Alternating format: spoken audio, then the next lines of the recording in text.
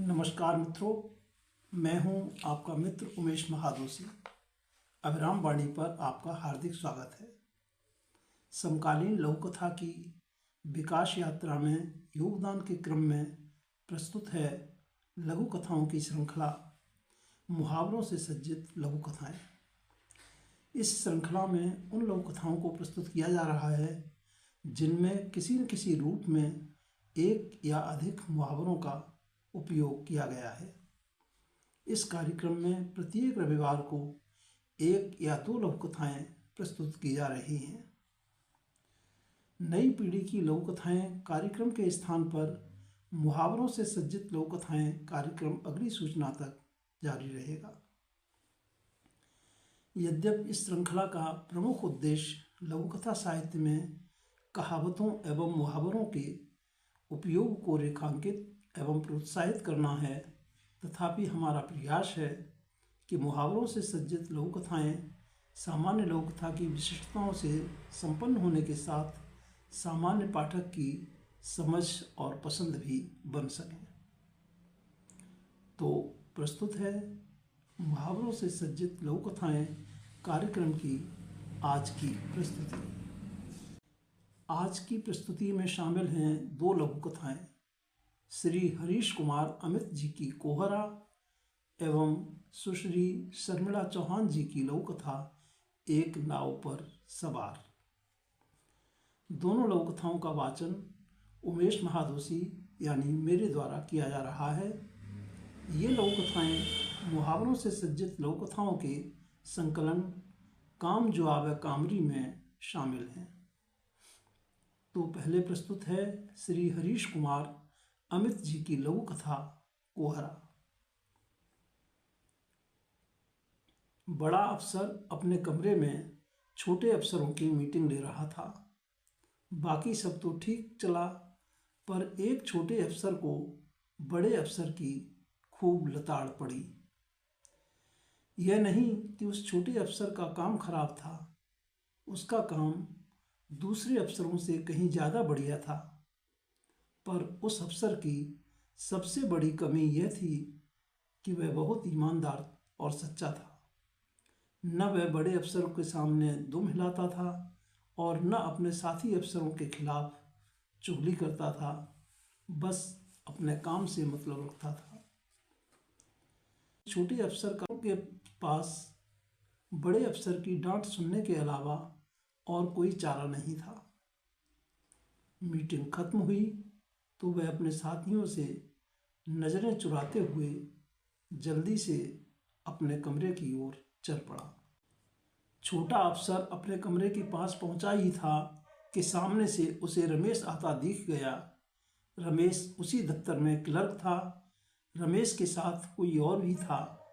छोटे अफसर को देखते ही रमेश ने बड़ी नम्रता से उसे अभिवादन किया और फिर कहने लगा, सर, आपने कई सालों से अटका हुआ तनख्वाह बढ़ाने वाला मेरा जो केस क्लियर किया था उसका एरियर मुझे मिल गया है। पूरे 80,000 मिले हैं।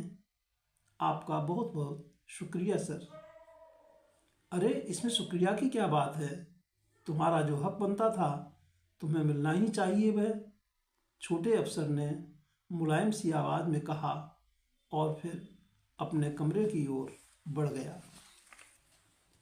चलते चलते छोटे अफसर ने सुना रमेश अपने साथी से कह रहा था, ये सर बहुत ईमानदार हैं।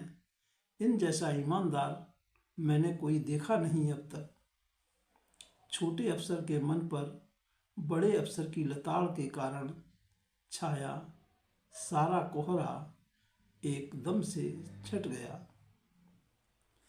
यह थी श्री हरीश कुमार अमित जी की लघु कथा कोहरा। और अब प्रस्तुत है सुश्री शर्मिला चौहान जी की लघु कथा एक नाव पर सवार। दिन का श्री गणेश हुआ और मंगलू की आंखों के सामने अंधेरा छाने लगा। 8 दिनों से कहर बरसाती बारिश से मजदूरों का जीवन थमसा गया था। मरता क्या न करता, बीवी बच्चों की सूनी आँखों चावल आटे के ठन ठन पड़े डिब्बों पर उड़ती नजर डाल वह अपने ठिये की ओर निकल पड़ा। चौक के घुटने भर पानी में सीमेंट की एक ऊंची बेंच पर पहले ही 3 मजदूर उकड़ू बैठे आज के अपने मालिकों की बाट जोह रहे थे। खग ही जाने खग की भाषा उन तीनों ने सरक कर मंगलू के बैठने के लिए जगह बना दी। 4 जोड़ी आंखें चौक के चारों रास्तों पर नज़र जमाए बैठी थीं। 1 घंटे बाद अब सिर्फ 2 जोड़ी आंखें ही राह ताकने को बची थीं। 2 वापस चले गए थे। क्या नाम भाई, कौन गांव से हो? मंगलू ने साथ बैठे साथी के साथ मौन तोड़ा। बुद्धराम नाम, अब पिछले 2 महीने से यही गांव अपनाया है भाई, उसने सिर झुकाए उत्तर दिया। इतनी बारिश में 400 की जगह कोई 300 भी दे तो रोजी कर लूँगा भाई, घर में बिल्कुल ठन गोपाल है, मंगलू ने गहरी सांस लेकर कहा। मेरा छोटा बच्चा बुखार से तप रहा है भाई, दवाई तो मिली पर दूध फल के लिए जेब खाली है। कितने दिनों से हाथ पांव मार रहा हूँ परंतु सब बेकार। बुद्धराम के चेहरे पर गहन उदासी छा गई। सामने से स्कूटर अपनी ओर आते देख दोनों की आंखें चमक गईं। आंगन की फर्शें उखड़ गई हैं। एक आदमी का दिन भर का काम है, बोलो कितना लोगे? आदमी ने दोनों से प्रश्न किया। दोनों मजदूरों की नज़रें टकराईं। मजबूरियों और ज़रूरतों को हृदय ने तोला। साहब, इस बारिश में 500 से कम नहीं लूँगा, मंगलू ने बेफिक्री से कहा। 400 तो रेट है, तेरे में क्या सुरखाव के पंख लगे हैं? आदमी आग बबूला हो गया।